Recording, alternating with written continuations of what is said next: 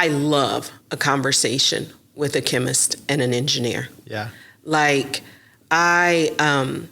when I started this, I knew, and I was already encountering it. That was part of kind of bumping my head in Oklahoma too, because one, Oklahoma didn't have the infrastructure to get what I needed done.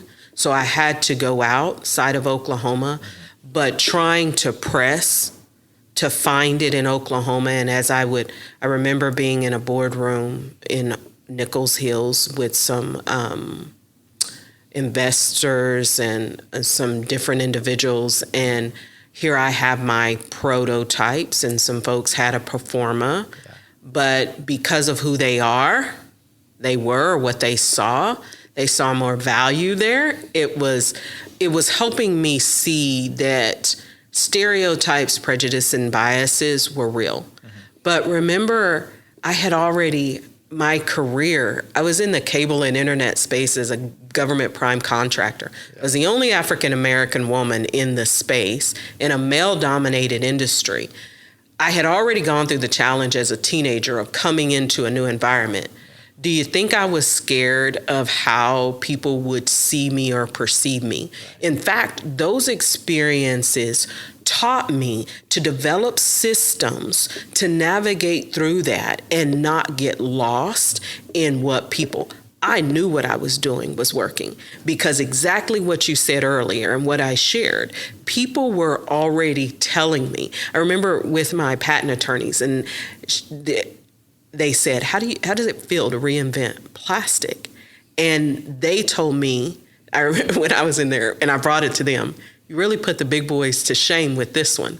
So when you have people that have the skills and the knowledge and expertise, and then when I talk to a chemist and they would say to me, keep going, you got the right track. And then some would say, I remember being at a Rotary meeting, and there were several chemists and engineers in the meeting here, and they said they knew why I needed to not be a chemist, because chemistry would think inside of a box. It teaches you to look and think at things in a certain box, and my thought was outside of the box, so I wouldn't have seen it if I was a chemist. Right. But I have been in meetings and with some of the largest global players in the world in the plastic space. I remember getting a call from one of the largest additive companies, the CEO in the world, the largest actually additive company, and he simply said, congratulations. And I have been in the room and had the conversation with both those who respected the work that I had done and those who made it very apparent that they did not respect not the work that I'd done, but they would press me to prove more than they would ever press my counterpart to prove. And I learned that I don't have to give an answer or fight or battle that with everyone, because also what I learned in the process of dealing with many of those, they were still so stuck or trapped in the box and the systems, they didn't know how to navigate outside of them. Yeah. I literally had some that the way testing is for even plastics, some couldn't wrap their head around. I had literally trademarked, this is the reality, Utopia Plastix has its own lane and definition of what it is. It is not plastic. So if you don't understand that Utopia Plastix is not plastic, you will never think outside of the box. Right. So what I am saying to you is, I created a plant-based material that can be used in plastics applications without you modifying your equipment. So I was in meetings where the light bulb went off and they literally said, we now have to rethink how we think about plastics. And I remember someone a long time ago, there's a movie, The Graduate, and he says in it, son, I have one word for you for the future. There's going to be a lot of money in it. And he said, plastics. And it was the way he said it. I know he meant plastics, Plastix.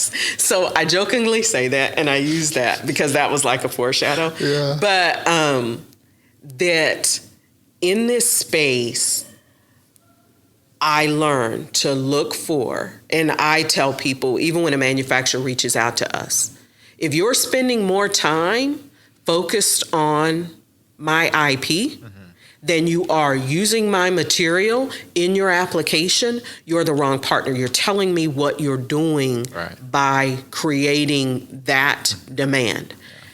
People that take our material and use it and understand it, it does not. While it performs, it's clearly, I've even had people who, with the naked eye, you could clearly see, but that people will refuse to see it. And I'm like, that tells me a whole lot about a lot of things as well. So I just don't stay in the spaces of battling that.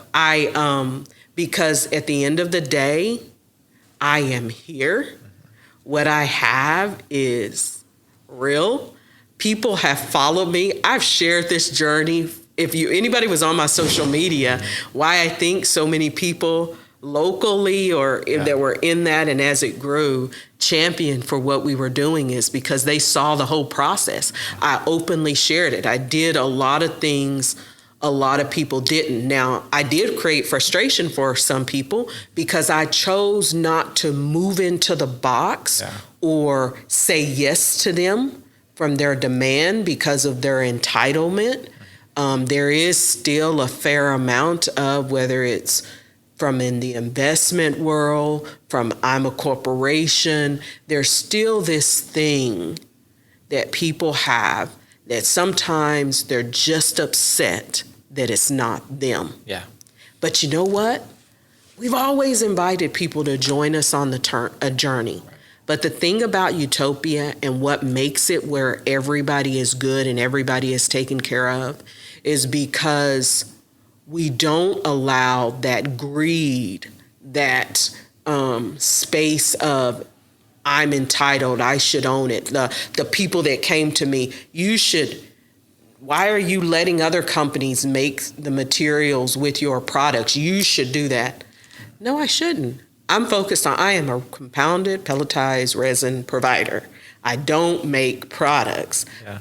I am allowed to be broad that way because that's my business model. So there are people that want your model to be what they want it to be to satisfy their need. So I just look for the right partners. And, I am going to maintain being true to me. And there are people that, sometimes that's the most daunting part is I just try not to focus on them, because at the end of the day, I've always said this, and people that worked for me, life is your race to run. Mm-hmm. The thing about it is you are in your lane. If you focus on the people in the other lanes or that might be in front of you, guess what? You don't see if they're tiring out. If you focus on people behind you or what they're doing, you're going to lose your own wind. I stay focused on Sharina's lane. In the process, you know what? I don't have to beat up on anybody else. I don't have to exploit negatives of anybody, because the value of what I have is in what I have done. This is my race to run, and ultimately all I have to do is endure to the end. Yeah. And that's what I'm going to keep doing, and keep cheering and celebrating on the way and encouraging. This journey is encouraging other people to tap into their why as they're hearing the story and they're walking in the path, and tap into their gifts and creating solutions.